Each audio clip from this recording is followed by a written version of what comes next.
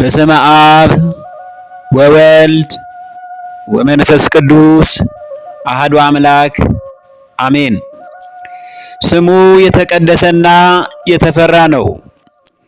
የጥበብ መጀመሪያ እግዚአብሔርን መፍራት ነው። ለሚያደርጓትም ሁሉ በጎ ማስተዋል አላቸው። እግዚአብሔርን የምትወዱ እግዚአብሔር የሚወዳችሁ የልዑል እግዚአብሔር ቤተሰቦች፣ የእመቤታችን ቅድስት ድንግል ማርያም የቃል ኪዳን ልጆች፣ የቅዱሳን መላእክት ባለሟሎች፣ በአገር ቤትም በባህር ማዶም ያላችሁ ክርስቲያኖች ወገኖቼ እንደምን አደራችሁ?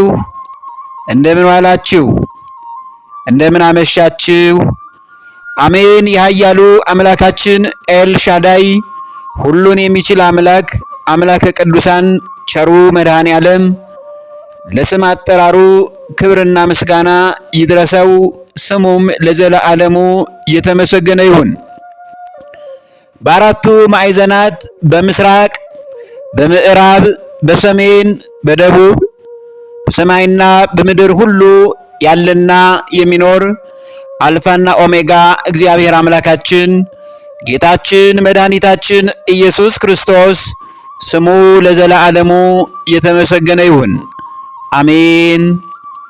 የዕለቱ ትምህርታችን ርዕስ በነቢያትና በሐዋርያት መሠረት ላይ ታንጻችኋል በሚለው በሐዋርያው ቅዱስ ጳውሎስ መልእክት ወደ ኤፌሶን ሰዎች ምዕራፍ 2 ቁጥር 20 ትምህርትን መሠረት በማድረግ ነው።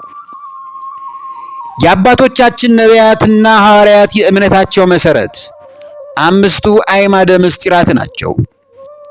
ከአምስቱ አዕማደ ምስጢር አንዱና የመጀመሪያው የሆነው ምስጢረ ሥላሴን ቀዳሚ አድርገን የዕለቱ ትምህርታችንን እንማማርበታለን።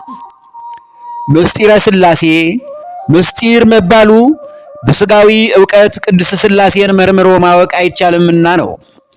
በጥቅሉ በሰዎች አእምሮ ቅድስት ሥላሴን ተመራምሮ የማይቻል መሆኑን ለመግለጥ ምስጢር ተባለ። መጽሐፈ ሲራክ ምዕራፍ 3 ቁጥር 22 ላይ ሥላሴ ከሰው ይልቅ የገለጡልህ ምስጢር የለምና ከግብር ገብተህ ባሕርየ ሥላሴን አትመርምር ነው የሚለው። የማይገባ ምርምር ውስጥ ገብቶ በእግዚአብሔር አብ፣ በእግዚአብሔር ወልድ፣ በእግዚአብሔር መንፈስ ቅዱስ እግዚአብሔር በሚለው አምላካችን ላይ መቀለድም ሆነ ማሾፍ ያስቀጽፋል። ከግብር ገብተህ ባሕርየ ሥላሴን አትመርምር የሚለው ትምህርት በቂ ነው። ቅድስት ሥላሴን ለምን በሴት አንቀጽ ሊጠሩ ቻሉ? ሴቶች እናቶቻችን እህቶቻችን ወላድ ናቸውና ርኅራኄ፣ ቸርነት፣ ቡቡነት የሚገለጥባቸው በመሆኑ ቅድስት ሥላሴ በሴት አንቀጽ ሊጠሩ ቻሉ ነው። ሌላው ቅድስት ሥላሴ ለፍጥረታት ሁሉ ያላቸውን ርኅራኄና ቸርነታቸውን ያስረዳል። ይልቁንም ለእኛ ለሰው ልጆች በምሕረታቸው በይቅር ባይነታቸውና በመግቦታቸው ይጎበኙናልና በሴት አንቀጽ ቅድስት ሥላሴ ተባሉ። ስሉስ ቅዱስ ማለት ስሉስ ቅዱስ ማለት ሦስቱ ቅዱስ ማለት ነው። ዘወትር ቅድስት ሥላሴን ቅድስት ቤተ ክርስቲያናችን በቅዳሴ ጊዜ በመንቀጥቀጥና በመፍራት በጸጥታ ሆነን የምንሰማው ከዚህ እውነት በመነሳት ነው። በካህኑ አማካኝነት አሐዱ አብ ቅዱስ፣ አሐዱ ወልድ ቅዱስ፣ አሐዱ ውእቱ መንፈስ ቅዱስ በማለት ሥርዓተ ቅዳሴውን ስንጀምርም ሆነ ስንፈጽም ይህን የሚሰሙ ክርስቲያኖች ሁሉ በፍርሃትና በመንቀጥቀጥ ባሉበት በመቆም የቅድስት ሥላሴን ስም በማክበር ይገልጣሉ። በተለይ አሐዱ ሲባል ረቂቃን መላእክት በቅዳሴ ጊዜ ቅዱሳን መላእክት በምድር ላይ ተነጥፈው ነውና የሚሰሙት። ለዚህም ነው በቅዳሴ ሰዓት አላስፈላጊ የግል ወሬዎችንና የተለያዩ የግል ጸሎት የማይደረጉት ከዚህ እውነት የተነሳ ነው። ጸሎት ከተደረገም ከቅዳሴ በፊት ወይም ከቅዳሴ በኋላ ሊከናወን እንደሚገባ መምህራን ዘወትር ትምህርተ ወንጌል የሚሰጠውም ከዚህ እውነት በመነሳት ነው። በዚህም ዋና ምክንያት ሕዝበ ክርስቲያኑ ሁሉ ሥርዓተ ቅዳሴ ላይ ማድረግ ስለሚገባቸው በቅዳሴ ወዲያና ወዲህ መንቀሳቀስ መረማመድም ተገቢ እንዳልሆነ በተደጋጋሚ ትምህርተ ወንጌል በመምህራን ይሰጣል። ለእግዚአብሔር የሚሰጠውን ክብር ሳንሰጥ በመቅረታችን በመቅሰፍትም እንዳንጎበኝ ነው የተለያዩ መምህራን ዕለት ዕለት የሚያሳስቡን። ቅድስት ሥላሴ ስንት ናቸው?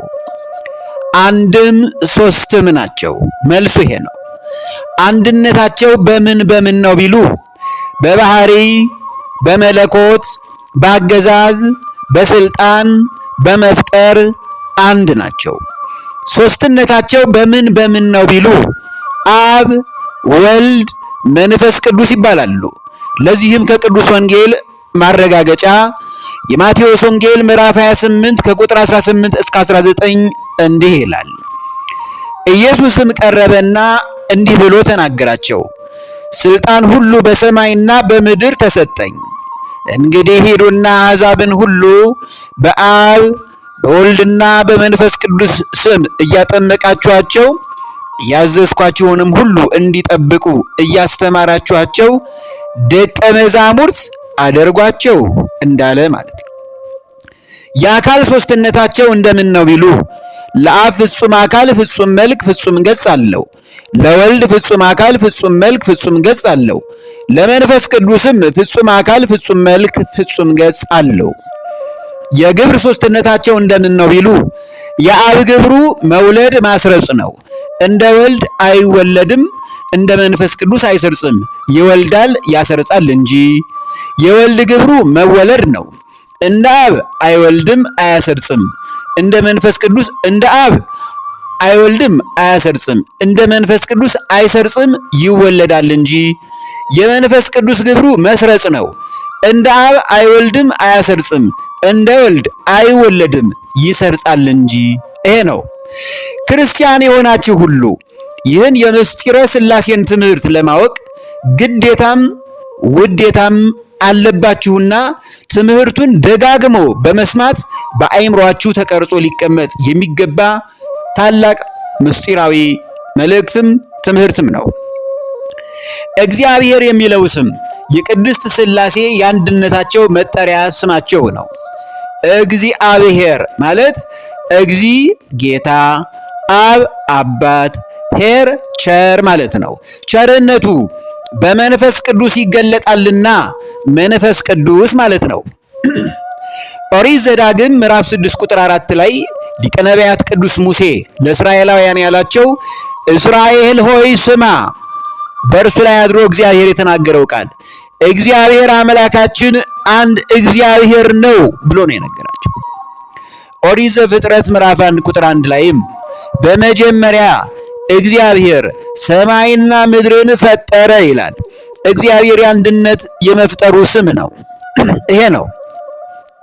ሰማይን ሲል ሰባቱ ሰማያትን ነው። ምድርን ሲል አሁን ከምናየው ሰማይ ሐኖስ እስከ ሐኖስ ያለውን ከዚህ ሰማይ በላይ ያለውን ሐኖስ ጨምሮ ይህን ቫኪዩም ህዋ የተንጠለጠለውን ሰማይ ምድርን፣ አዎ ይሄን ማለቱ ነው። በዚህ ነው በምድር ነው የሚጠቃለለው የሚያልፍ ሰማይ ስለሆነ የማያልፉትን ሰባቱን ሰማያትና የሚያልፈውን የምናየውን በተለምዶ ሰማይ የምንለውና ምድርን በአንድ ቀን ፈጠረ። ይሄ ነው። ይህችም ኃላፊ ዓለም ከንቱ ዓለም የተፈጠረችው መጋቢት 29 ቀን በዕለተ እሑድ ነው። ቅድስት ሥላሴ 22ቱን ስነ ፍጥረታት ፈጥረዋል። እግዚአብሔር 22ቱን ፍጥረታት የፈጠራቸው በሶስት መንገድ ነው። ይኸውም በሐልዮ፣ በነቢብ፣ በገቢር ፍጥረታትን ፈጥሯቸዋል። 22ቱን ፍጥረታት በ22ቱ ህቡ ስሞቹ በሐልዮ በሐሳብ፣ በነቢብ በመናገር፣ በገቢር በሥራ ፍጥረታትን ፈጥሯቸዋል። 22ቱን የእግዚአብሔርን ህቡ ስሞች በ22ቱ ፍጥረታት እርሱ ባወቀ አመስጥሮ አስተካክሏቸዋል። በመጽሐፍ ቅዱስ 22ቱን ህቡ ስሞች በነቢየ እግዚአብሔር ቅዱስ ዳዊት መዝሙር ላይ ተዘርዝረዋል። እንዲሁም በሰቆቃወ ኤርምያስ እንዲሁ ተጠቅሰዋል። ከምዕራፍ 1 ምዕራፍ 2 ምዕራፍ 3 ምዕራፍ 4 ላይ በሰቆቃወ ኤርምያስ ላይ ተጠቅሰዋል። በመዝሙረ ዳዊት መዝሙር 118 ከቁጥር 1 እስከ ቁጥር 176 ላይ በሚገባ ተዘርዝረዋል። 22ቱ የልዑል እግዚአብሔር ህቡ ስሞች ከዚህ የሚከተሉት ናቸው። አሌፍ፣ ቤት፣ ጋሜል፣ ዳሌጥ፣ ሄ፣ ዋው፣ ዛይ፣ ሄት፣ ጤት፣ ዮድ፣ ካፍ፣ ላሜድ፣ ሜም፣ ኖን፣ ሳምኬት፣ ኤ፣ ፌ፣ ጻዴ፣ ቆፍ፣ ሬስ፣ ሳን፣ ታው በሚል ተጠቅሰዋል። አሌፍ ማለት እግዚአብሔር ዓለምን ካለመኖር ወደ መኖር አምጥቶ የፈጠረ ማለት ነው። ቤት ማለት እግዚአብሔር ሁሉን መስጠት የሚችል ቸር ለጋስ ባለጸጋ ማለት ነው። ጋሜል ማለት እግዚአብሔር ሊመረመር የማይችል ግሩም ድንቅ ማለት ነው። ዳሌጥ ማለት እግዚአብሔር በጌትነቱ ዙፋን ለዘላለም ይኖራል ማለት ነው። ሄ ማለት እግዚአብሔር በአንድነቱ በሦስትነቱ ጸንቶ ለዘላለም ይኖራል ማለት ነው ይላል። እንዲህ እያለ ይቀጥላል። ካለን ጊዜ አንጻር ማግኘት ከፈለጋችሁ ከመዝሙረ ዳዊት ላይ ቀሪውን ትርጉም ማግኘት ትችላላችሁ። እግዚአብሔር የጸሎት መጽሐፍ ላይ ማለት ነው። እግዚአብሔር 21ዱን ፍጥረታት በሐልዮ በሐሳብ እና በነቢብ በቃል በመናገር ፈጥሯቸዋል። 22ኛው ፍጥረት ግን አዳም አባታችንን በገቢር በሥራ ከአፈር ጭቃውን አሰማምሮ በዕለት ዓርብ ተፈጠረ። አዳም ማለት በግዕዝ ቋንቋ ውብ የተዋበ መልከ መልካም ማለት ነው። አዳም ማለት በአራማይክ ቋንቋ መሬት ማለት ነው። ከእንግዲህ ከአፈር ስለተፈጠረ እንዲህ ተባለ። ኦሪት ዘፍጥረት ምዕራፍ 1 ቁጥር 26 ላይ እግዚአብሔርም አለ ሰውን በመልካችን እንደ ምሳሌያችን እንፍጠር። ሰው ማንን ይመስላል? ቅድስት ሥላሴን። እግዚአብሔርም አለ ሲል አንድነቱን፣ ሰውን በመልካችን እንደ ምሳሌያችን እንፍጠር ሲል ብዛትን ነው የሚጠቁመውና አብ ወልድ መንፈስ ቅዱስን ማለቱ ነው። አስቀድመን አይተነው። የቅድስት ሥላሴ ክብረ በዓላት የሚከበረው መቼ ነው? አንደኛው ጥር 7 ቀን በሰናዖር ምድር ከለዳውያን ጡብ በመስራት እግዚአብሔርን በመናቃቸው በባቢሎን ምድር ቅድስት ሥላሴ እንዲህ አሉ፣ ኑ እንውረድ፣ የከለዳውያንን ቋንቋቸውን እንደባልቀው ብለው አንዱ ካንዱ እንዳይግባቡ ቋንቋቸውን ጥር 7 ቀን የደባለቁበትን በማሰብ በቅድስት ቤተ ክርስቲያናችን በታላቅ ድምቀት ተከብሮ ይውላል። ይሄ ነው። ሁለተኛው የቅድስት ሥላሴ ዓመታዊ ክብረ በዓል የሚከበረው በኦሪት ዘፍጥረት ምዕራፍ 18 ከቁጥር 1 ጀምሮ እስከ መጨረሻው ታሪኩን እንደሚነግረን ሐምሌ 7 ቀን ወደ አብርሃም ድንኳን የገቡበት ዕለት በመሆኑ በዚህ ዕለት የጻድቁ አብርሃም ማዕድ የተባረከበት ቀን በመሆኑ እንደገናም የጻድቁ አብርሃም ሚስት ሳራ ልጅን በዓመቱ እንደምትወልድ ዜና ብስራትን ያሰሙበት ቀን በመሆኑ በደመቀ ሥርዓት ተከብሮ ይውላል። ሐዋርያው ቅዱስ ጳውሎስ ይህንና የሚመስሉትን የክርስቶስን ትምህርት በሰው ልጆች ልቦና ውስጥ ተቀርጸው እንዲቀሩ እስቲ ያለውን መልእክት እንስማው። ወደ ገላትያ ሰዎች ምዕራፍ 4 ቁጥር 19 ላይ ልጆቼ እንደገና የምንጨነቅላችሁ ክርስቶስ በልባችሁ እስኪሳልባችሁ ድረስ ነዋል። ልጆቼ ሆይ እንደገና የምንጨነቅላችሁ ክርስቶስ በልባችሁ እስኪሳልባችሁ ድረስ ነው። ዛሬም ብዙ ሊቃውንተ ቤተ ክርስቲያን አባቶቻችን፣ መምህራን፣ መነኮሳቱ፣ ባህታውያኑ፣ ገዳማውያኑ፣ ሰባክያነ ወንጌሉ አባቶቻችን ቅዱሳን በተለያየ መንገድ የቅድስት ሥላሴን የክርስቶስን ስምና ትክክለኛ ትምህርቱን ደግመው ደጋግመው እስኪጨነቅ የሚያስተምሩን በልቦናችን ውስጥ ተስሎ እንዲቀመጥልን ነው። ይህንና ያለው ቅዱስ ጳውሎስ በነቢያትና በሐዋርያት መሰረት ላይ ታንጻችኋል አለ ቅዱስ ጳውሎስ። ኤፌሶን ምዕራፍ 2 ቁጥር 20 ላይ ከአምስቱ አዕማደ ምስጢር አንዱ የሆነው ምስጢረ ሥላሴ ትምህርታችንን ጀምረን የቁጥር 1 ትምህርታችንን በዚሁ ፈጽመናል። በነቢያትና በሐዋርያት መሰረት ላይ ታንጻችኋል አለን ግን ቅዱስ ጳውሎስ ወደ ኤፌሶን ሰዎች ምዕራፍ 2 ቁጥር 20 ላይ ይህም አምስቱ አዕማደ ምስጢርን በእኛ ልብ ውስጥ ተቀምጠው የሚኖሩ የነቢያትና የሐዋርያት የእምነት መሰረት መሆናቸውን አሁን አንድ ብለን ጀምረን ተማርን። ሁለተኛውን ደግሞ እንቀጥላለን።